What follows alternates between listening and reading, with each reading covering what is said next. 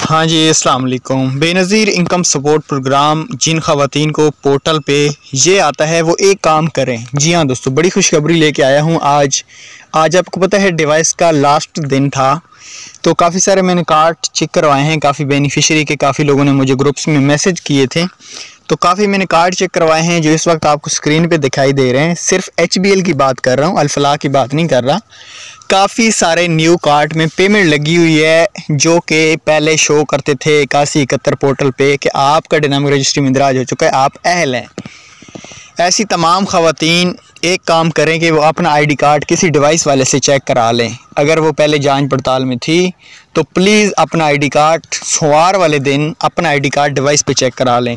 काफ़ी सारे कार्ड में पेमेंट लगी हुई है, ठीक है, तो मैंने सोचा अपने सब्सक्राइबर को बता दिया जाए।